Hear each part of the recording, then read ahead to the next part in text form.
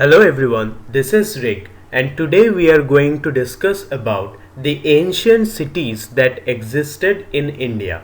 Mainly we are going to focus on the urban centers of the 16 Mahajanapadas during the 6th century BC. In our last video, we have discussed about the rise of Magad into the strongest of the 16 Mahajanapadas. So now we are going to go through all the other cities which existed around Magad and whole of North Indian subcontinent. So without doing any delay, let's get into detail. Introduction. In introduction, we will know about what are the scope of study. Early historic cities in South Asia, their archaeological and literary profiles with a focus on urban development. So this will be our scope of study today. Less archaeological data is available for early historical cities compared to prehistoric Harappan sites, limited radiocarbon dating and a few large scale excavations.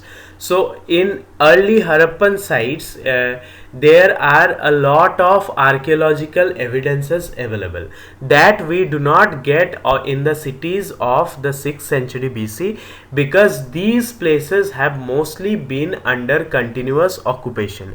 So whatever archaeological evidences we had have already been modified into present day materials. There are regional differences, them being diverse urban patterns across areas like Kashmir, Punjab, Sindh and eastern states. So these have a lot of diversity in its urban centers.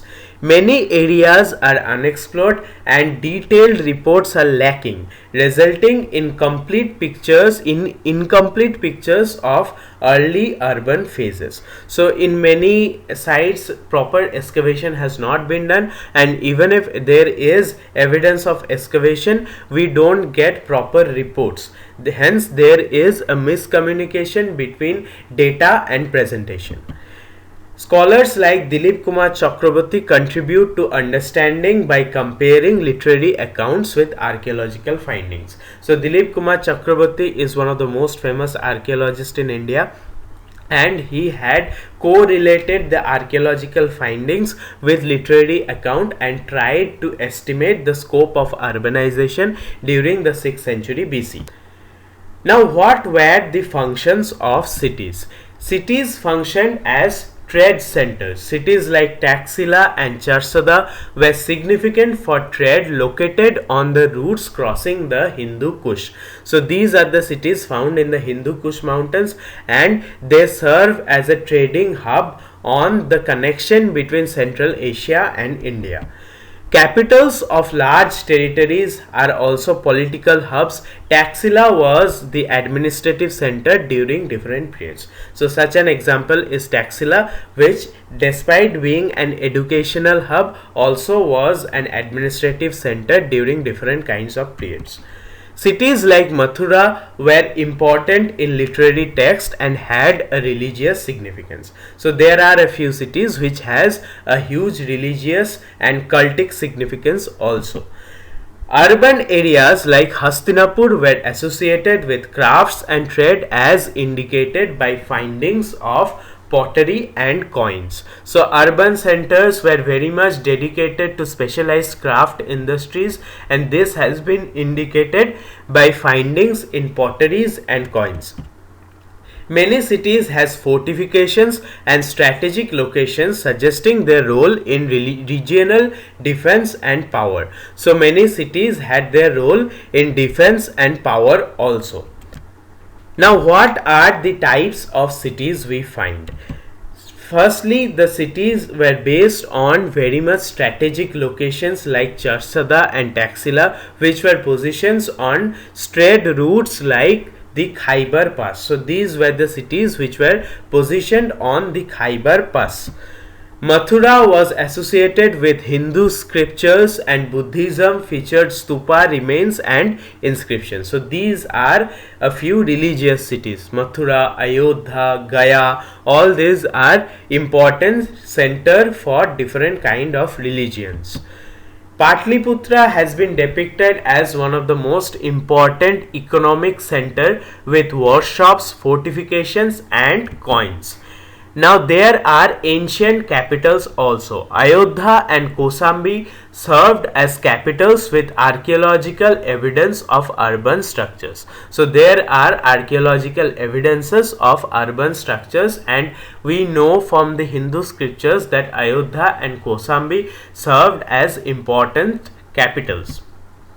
Sravasti and Ganvaria near Kapilavastu with links to Buddhist monasteries and stupas. So there are a few cities which were monastic cities because of their links with Buddhism. Now, what was the area of urbanization? In the northern extent, it includes sites like Charsada and Taxila in the northwestern trade route areas. So, these are the northwestern cities and also the northernmost extent of the area of urbanization. In the Indo-Gangetic divide, urbanization spread through the Ganga Valley with cities like Hastinapur and Mathura along its fertile plains. So, there were cities like Hastinapur and Mathura which was in the Indo-Gangetic divide. In the eastern sides there were Sravasti and Ganvaria which connect the overland routes of the Ganga Valley. So Sravasti and Ganvaria are the few important sites in eastern part of the Indian subcontinent. Areas like Ujjaini, Vidisha were important for trade and cultural development. So we have Ujjaini and Vidisha which were in the central part of Indian subcontinent. Now lower Ganga Valley, notably less urbanized in the early historic period, with sites like Chandraketugarh, Tomluk and Mahasthangarh later contributing to urban growth. So later we find sites like Chandraketugarh, Tomluk and Mahasthangarh. Other than that, the lower part of Ganga Valley was almost not urbanized. Now we will go through all the sites one by one, starting with Charsada. Charsada corresponds to the ancient city of Pushkalavati and is very significant for its trade and culture. Excavations indicate occupation starting around 600 BC with evidence of a citadel and residential areas. So there was a citadel for storing the surplus, and it indicates, the archaeological records indicate that the city was more or less occupied by 6th century BC. Now it is located at the trade route intersections crossing the Hindu Kush. So this is very much significant because it is on the road that is connecting Central Asia with Indian subcontinent through the Hindu Kush mountains.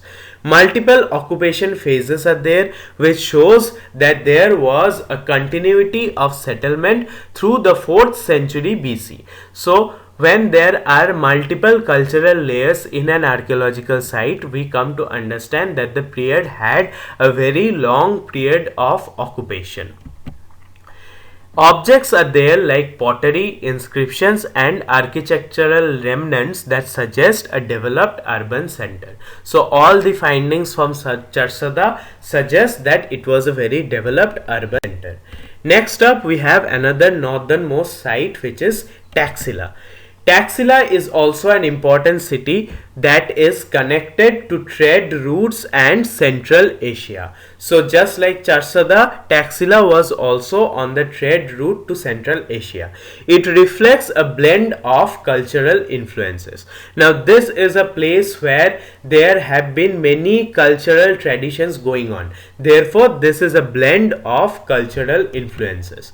It shows continuous occupation from 5th century BC to 2nd century BC. So from 5th century BC to 2nd century BC to 2nd century CE onward, up to 2nd century CE, we find continuous occupation on the site of Taxila. This is renowned as an ancient seat of learning associated with renowned figures like Chanakya. So here we find one of the earliest universities of the world, and it has been associated as a seat of learning where we find renowned figures like Chanakya.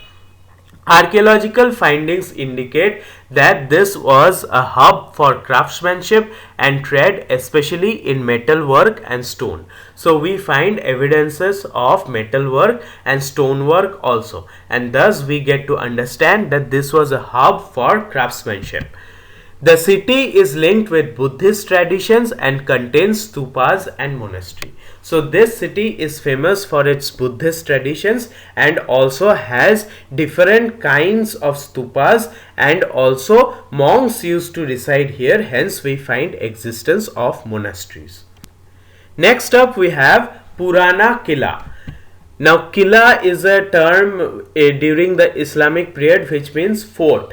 Identified with Indraprastha, is an urban center with evidence of occupation since 1000 BC. So this is one of the earliest cities in ancient India, and it has been identified with Indraprastha, the famous capital of the Pandavas in the epic Mahabharata. Layers are there, different archaeological stratas are there, which shows that it was a site of continuous settlement with painted grey ware PGW and northern black polished ware being found in abundance. So this was a site which right from 1000 BC have been there in continuous occupation, and different kind of cultural phases have passed through the site of Indraprastha. The site reveals signs of planning and fortification from the early historic period. So right from the early historic period we find evidences of planning and fortification in this site. Artifacts are there which reflects diverse cultural influences including punch marked coins and pottery. We have already discussed that punch marked coins were the first indigenous coins in the Indian subcontinent, and an abundance of punch marked coins along with different potteries like PGW and NBPW have been found in the site of Purana Killa. Excavations suggest a dynamic history with changes in urban layout and construction techniques. So there has been changes and the history is very much dynamic in this site. Next up we have the famous site of Hastinapur. Now this is the Kuru capital, which means if we go through the Mahabharata, it is the most important capital in the whole of Indian subcontinent. Linked with Mahabharata, believed to have been visited by Mahavir and associated with Rishabh the first Tirthankar. So we know that Mahavir was the 24th Tirthankar.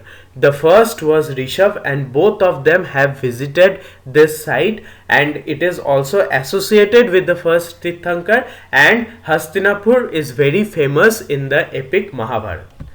Settlement layers are there showing urban development from around 600 to 200 BC. So there have been settlement layers, different kind of cultural layers in this site, which show us the scientific analyzation of these cultural layers put forward that this site has been in occupation from 6th century BC right up to 1st century BC. Evidence of planning is there with burnt brick structures and a fortified settlement. So we find both burnt brick structures and a very well organized fortified settlement. Thus we come to know that people of Hastinapur were very much concerned about their security. There is a shift in settlement due to flood, a key event in city's history. So flooding here was a key event in the city's history, and because of the flood the city or the population in the city seems to have been shifted into some other areas. Accounts in epics and texts reinforcing its significance in the ancient narratives. So there are numerous accounts of Hastinapur in many epics and texts which reinforces that this is a very significant city in ancient India. Now Mathura. Mathura is another important city both for its trade and religious point of view.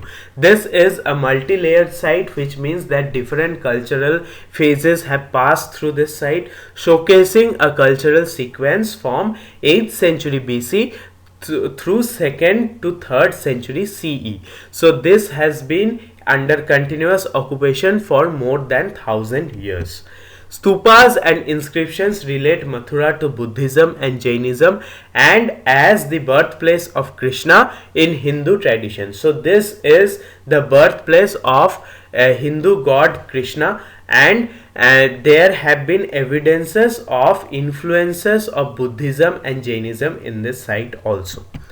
This is renowned for its terracotta art and sculptures, indicative of a rich cultural and artistic heritage. So this site is very much renowned because of the terracotta sculptures found here, and it has a very rich artistic heritage. Evidence of crafts and trade have been found here with findings of pottery, coins and variety of beads. So these indicates that there was a prominent trading activity done on the site of Mathura. Positioned at the crossroads of vital trade routes, enhancing its importance as an urban center. So this is positioned on the junction of vital trade routes. It is the birthplace of Lord Krishna, and also this site has been linked to Buddhism and Jainism, projecting its rich cultural and artistic heritage. Kampilya is another important site because it has a fortification with evidence suggesting a significant urban planning and a complex social structure. So this settlement had evidences of fortification and there was significant amount of planning done in order to construct Kampilya. Findings indicate occupation from around 600 to 100 BC with a transition from painted grey ware to northern black polished ware. So there was a continuous occupation in this site from around 600 BC to 100 BC, and the pottery evidences found here are mainly PGW and NBPW. This is associated with epic tales and is known as the capital of Panchal, indicating its political importance. So this city is very much significant in mythic tales because the Princess Draupadi is seen to have been hailed from this kingdom of Panchal, and Kampilya was the capital of Panchal. Artifacts like pottery and iron tools reflect economic activities and artisan skills. So there are artifacts like potteries and different kinds of iron tools available in this site, referenced in epic narratives underscoring its role in ancient Indian mythology and history. So thus Kampilya is very much significant city in ancient Indian context. Ayodhya. Ayodhya is one of the most important religious centers in modern day Hinduism and is also one of the earliest cities in the world. It is identified with the city of Koshala, associated with epic Ramayana and King Ram. So Ayodhya is the birthplace of King Ram, and this city has been under occupation since thousands of years. Evidence of continuous occupation including significant NBPW phase and artifacts. So right since thousands of years even up till today, this city has been under continuous occupation. Terracotta figurines have been found here, pottery is there, and a variety of other artifacts which reflect a rich cultural milieu. So here we find significant cultural symbols like terracotta, pottery and variety of other inscriptions and sculptures which reflect the cultural heritage of the city. The settlement patterns here suggest a long-term uninterrupted urban living. So here there was a long-term uninterrupted urban living and people have been still living on the site of Ayodhya. Literary sources like Ramayana enhance the site's historical narrative. So it is the most significant city in epic Ramayana. Thus Ayodhya is very much significant both for its continuous occupation and as a center of religion. Now Kosambi. Kosambi is another important metropolis revealing and urban development from around 600 to 150 BC with fortifications and residential evidence. So there was both fortification around the city and we find plenty of residential structures also. Strategically, it is located on the trade routes, highlighting its economic significance. So this was not only a center with fortification and residential areas, but also an important commercial center during the ancient times. It is significant for Buddhism with monastic dwellings and stupa erected by Ashok. So there has been significant influences of Buddhism on the site of Kosambi, and there has been evidences of monasteries found also. Also, a stupa was erected there by Mauryan Empire Ashok. A wealth of items including pottery, coins, terracotta figurines and inscriptions were uncovered from this site. This showcased a sophisticated urban features like a defensive wall suggesting advanced planning. So from the site of Kosambi we come to know that it was an important trading center and showcased proper amount of security fortifications for the protection of the residential areas. Benares, or which is Varanasi. So this is one of the most important religious centers of Hinduism, and this is also like Ayodhya, a site which was under continuous occupation since thousands of years. Recognized as the site of continuous human habitation dating back to around 800 to 200 BC. So we don't find any significant dates of this site because literary evidences takes back the date of these sites to thousands of years ago. However, archaeological evidences say that this site was from continuous occupation from around 800 BC.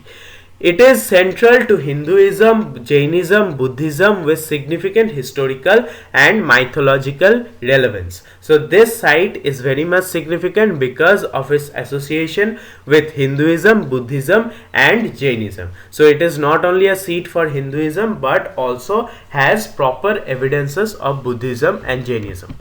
Excavations revealed a rich cultural sequence marked by ceramics and artifacts. So the excavations in Varanasi have projected that there are different archaeological layers and it is marked with the presence of distinct ceramics and other artifacts. It is featured prominently in almost every religious text relating to Hinduism, Buddhism or Jainism, enhancing its historical and cultural significance. Now, archaeological layers. The settlement layers reflect a complex history of urban development and cultural exchange. So, to understand the chronology of archaeological status of a site, Benares or Varanasi is very much important because this site has been under continuous human occupation for thousands of years. Shravasti. Shravasti is associated with the life of Gautama Buddha, hosting several monasteries and stupas. So Shravasti has a direct link with the life of Gautam Buddha and it has different kinds of stupas and monastery present in it. Excavations indicate a fortified city with significant residential and monastic structures. So there was a fortified city here and along with and the fortification was probably for the protection of monastic structures and residential areas within the site. Findings include terracotta seals, pottery and ornaments testifying to the city's artistic productions. So there was significant amount of terracotta seals, pottery and ornaments found, which projects the fact that the city had a very rich artistic production. Continuously inhabited from around 600 BC, indicating a stable urban growth. So just like Benares and Ayodhya, Shravasti has also been under continuous human occupation even now. It is a very strategic this site is very much important for its strategic location because it fostered rich trade and had interactions with other regions. Kapilavastu, which is also popularly called as Ganvaria. Identified with Kapilavastu, Ganvaria is thought to be ancient Kapilavastu where Prince Siddhartha, later Gautama Buddha, spent his early years. So this site has been associated with the life of Buddha, especially his early years, because Gautama Buddha or Prince Siddhartha, before becoming Gautama Buddha, resided here and spent his early years. This archaeological excavation on the site of Kapilavastu was led by K.M. Srivastava. The discoveries included thick occupational deposit and artifacts dating from 800 BC to 600 BC. So we have got artifacts on this site dating from as early as 800 BC to 600 BC. Excavated ruins in these sites indicate that there was a monastery, which suggests that there was presence and influence of Buddhism, supporting the literary documents also. So this site has been specially significant for its association with the life of Lord Buddha.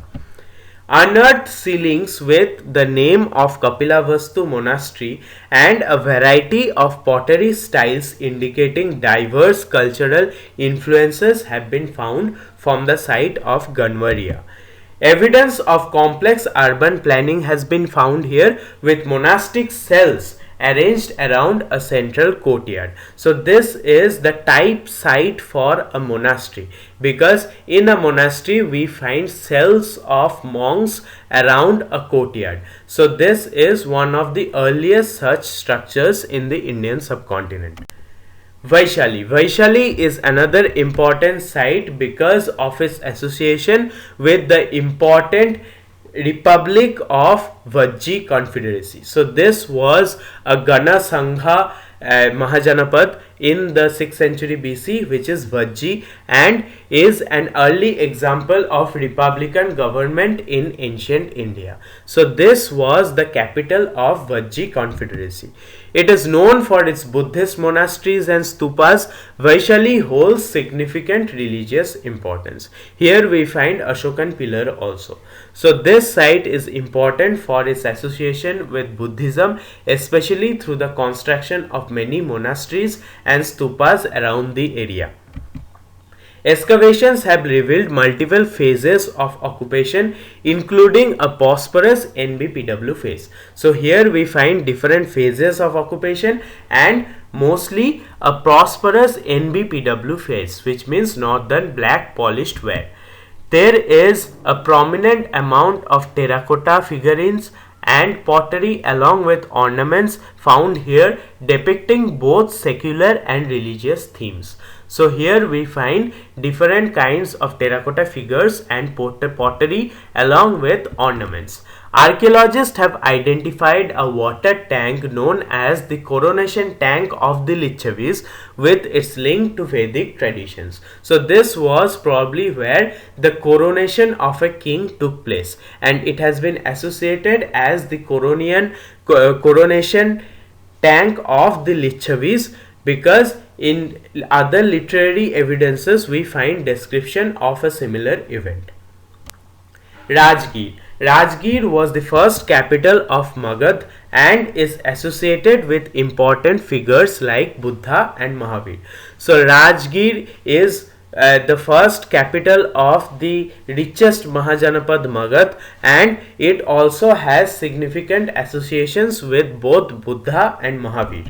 The site includes remains of a cyclopean walls and gateways indicative of significant urban development. So here we find fortifications with proper gateways for entry and exit. Thus we find importance of significant urban planning in the site of Rajgir. Archaeological work led by A.L. Basam and others has provided detailed insight into the city's structure and history. So archaeological excavations by A.L. Basam has provided rich insight into the planning and urban divisions within the site of Rajgir.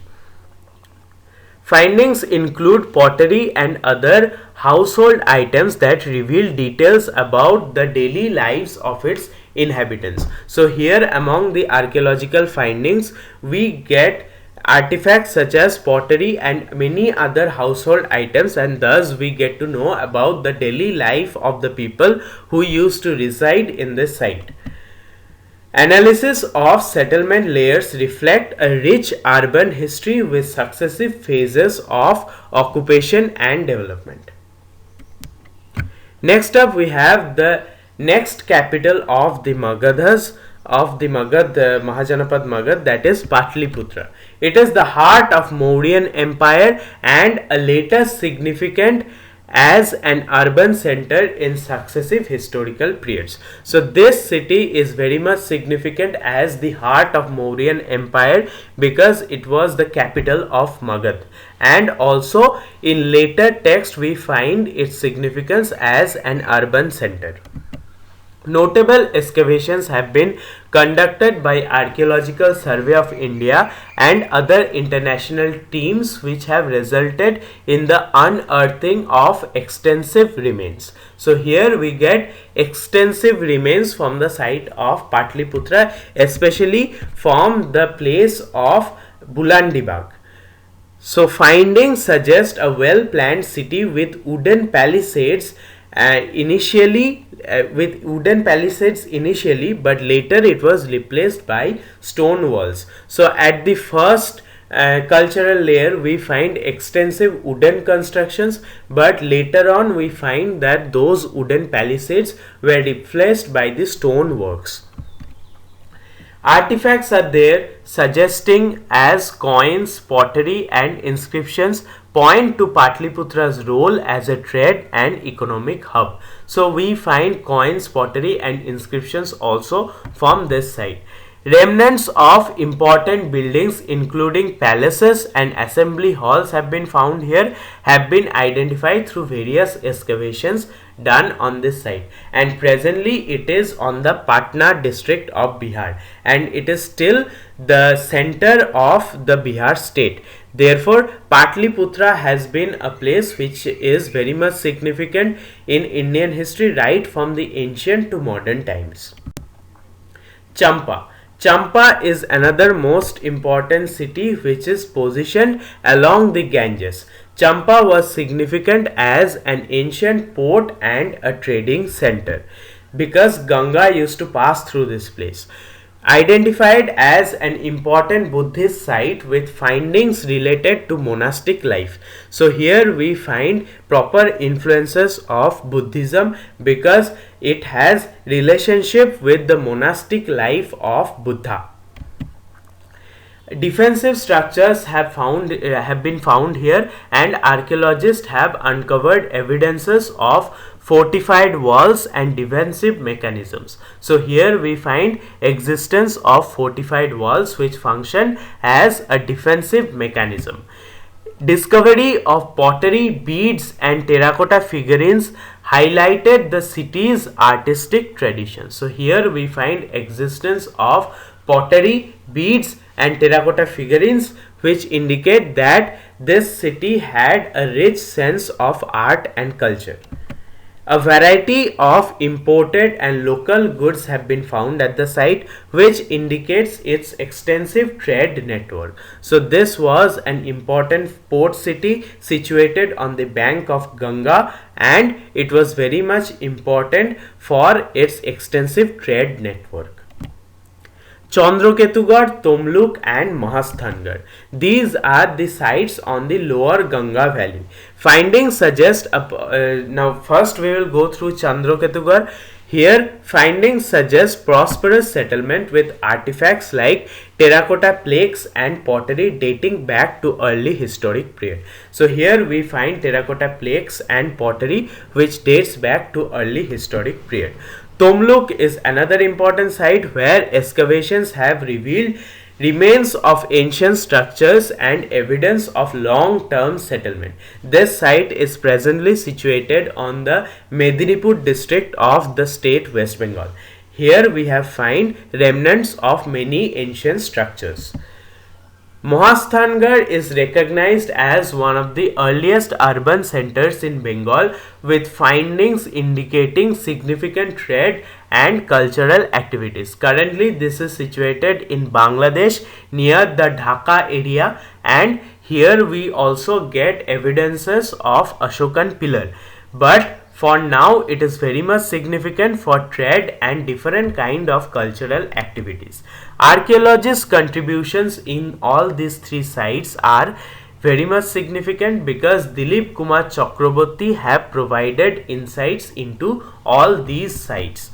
The artifacts from these sites demonstrate a blend of indigenous and foreign influences. Wherever you will find trading structures, wherever you will find that there was importance of trade networks, you will find a blend of indigenous and foreign influences.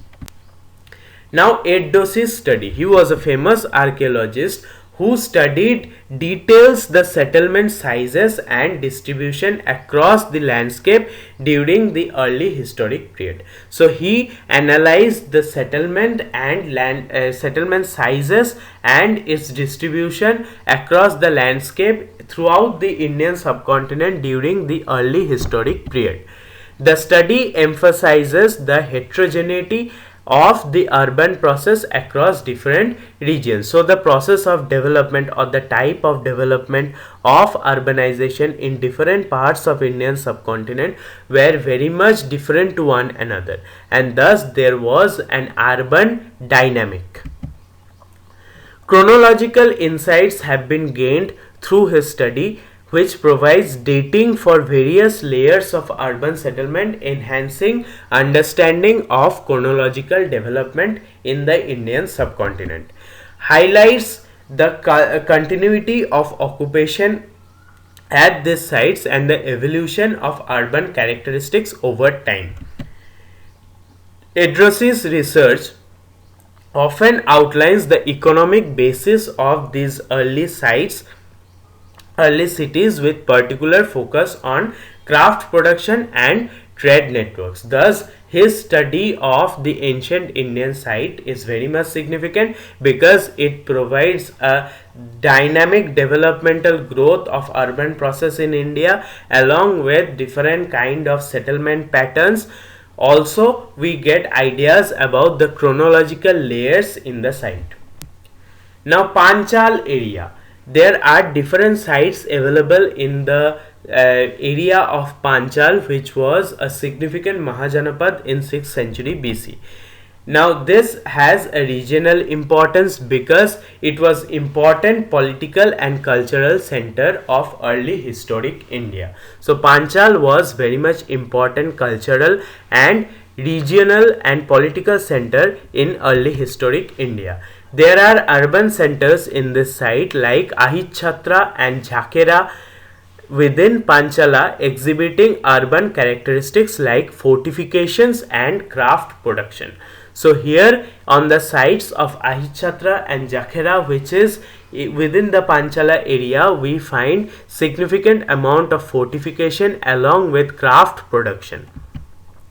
There is evidence of a well-planned city in Ahitchhatra with large structures and complex settlement layout. So here we find evidences of a very well-planned city, and proper excavations have been done in Ahitchhatra which indicate that there was a large city with proper fortification and complex settlement layout. Archaeologists such as B.B. Lal have provided extensive insight into the urban phenomenon in this region. So B.B. Lal is very much significant. His contributions are very much significant in providing an insight into the area of Panchal. Discovery of various artifacts have been found here, including pottery, coins and terracotta figurines, indicating a vibrant economic life. So economic life in all these sites were very much dynamic and vibrant. Makhan Lal's study. He is also one of the most famous archaeologists in India, and he analyzed the sites on the basis of hierarchy. Makhal's studies offers a detailed examination of site hierarchies, suggesting a complex urban landscape with diverse settlement sizes. So his study indicates that there was a complex urban landscape with diverse settlement patterns and sizes. Socio-economic insights from the Makhanlal study provides a picture of socio-economic structures in place through the distribution of size of settlement, through the distribution and size of settlements. His work contributes to understanding the timeline of urban development in Gangetic Plain. So from his study, we get to understand the dates and chronological events and a timeline of urban development in the whole of northern Indian subcontinent. Lal's approach incorporates a mix of archaeological evidence and historical references to build a comprehensive view of the past. So he considers both archaeological evidences and literary evidences in order to give a comprehensive idea about the history in 6th century BC. The study indicates a significant degree of cultural interaction between sites, evidenced by shared material culture. Next important site is Ujjaini, which was also a great trading center.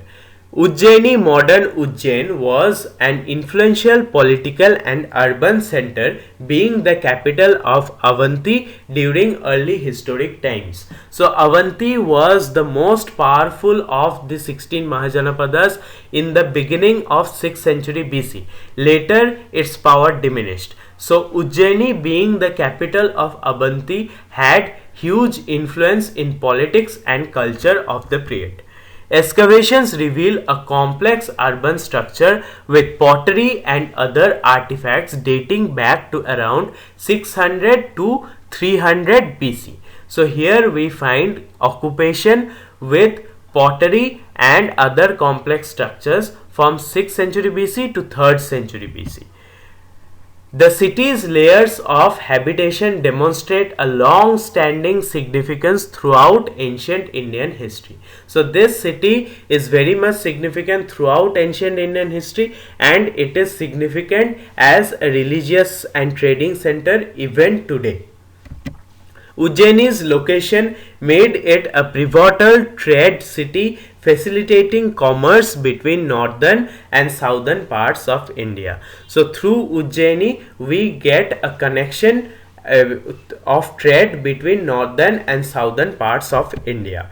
The city is mentioned in ancient texts, underlining its role in religious practices and as a setting for epic narratives. So this city not only was a trading center but also had and still has a huge religious significance. Vidisha. Vidisha is situated on the trade routes and it flourished as a commercial center, especially during the Shunga and later periods. The Shunga period comes after the Mauryan period, hence it was during the Shunga period this city of Vidisha was a very significant trading center. The city is known for its Buddhist stupas and monasteries, reflecting its importance as a religious site. So here we find evidences of Buddhist stupas and houses of monks, which are monasteries, and thus we find a rich cultural heritage in the site. Evidences of continuous settlement from early historical period have been found here, with structures indicating sophisticated urban planning. So here we find evidences of a continuous settlement and continuous settlement from early historic period, and the planning of the city reflects a sophisticated urban culture. Findings include pottery, coins, terracotta, and a range of other artifacts that point to the city's cultural and economic vitality. So it was an important center both for culture and economics. Scholars such as H.D. Sankhalia from Deccan College have constructed significant research at the site, providing clarity on its historical context. Next up we have Paithan. This is associated with the name Pratisthana in ancient times, and Paithan was one of the important early historical site on the Godavari river. Godavari is called Ganges of the south, and Paithan was right on the bank of Godavari river. Excavations have uncovered a mud core of a stupa indicating back to around 400 BC, suggesting early Buddhist influence. So stupas in early Buddhism was made using mud, and we find one such example of a stupa in the site. The site shows signs of extensive craft production and trade important for regional economy. So we find both craft production and also significant amount of trading activities, suggesting that this was an important commercial port. The work of archaeologists has highlighted the significance of Paithan in the trade network spanning the Deccan region. So across the Deccan area, this site seems to have played the major role in trade and commerce. Paithan provides evidence of urban expansion and development in the historical period, with findings that shed light on its growth as a major urban center. So now we will go through an overview of the entire presentation. Historical tapestry. Early historic cities in South Asia represent a rich tapestry of cultural, economic and political history revealed through archaeological evidence and literary accounts. In urban evolution, we need to understand the archaeological findings across these sites demonstrate the evolution of urbanism from simple settlements to complex cities with sophisticated infrastructures. The cultural intersections provided by these cities were melting pots of diverse culture, as seen in variety of artifacts ranging from pottery to coins, which also reflect the dynamic trade network they were part of. Different archaeologists' contributions to the understanding of all these sites, among them pioneering work was done by K.M. Srivastav, B.B. Lal and H.D. Sankhalia, has been crucial in uncovering the layers of history and understanding the urban development of all these sites. Many of these sites like Takshila, Mathura and Vaishali emerged as significant centers for religious activities and education, attracting scholars and pilgrims from across the region. The strategic location and fortifications of the cities like Charsada and Patliputra highlight their importance as a defensive stronghold and political capital throughout various dynasties. The enduring legacy of these early historic cities continues to influence modern South Asian culture, heritage and urban development, with their stories still resonating in contemporary society. So that was all about the many ancient Indian cities discovered during the period of second urbanization. I tried to cover all of it in a single video. Hope this will be of great importance to you, especially if you are studying with history or if you are studying for any competitive exams. So thank you, and as usual support me so that I can bring brighter contents in future. Go through the other videos also. Thank you for your love and patience.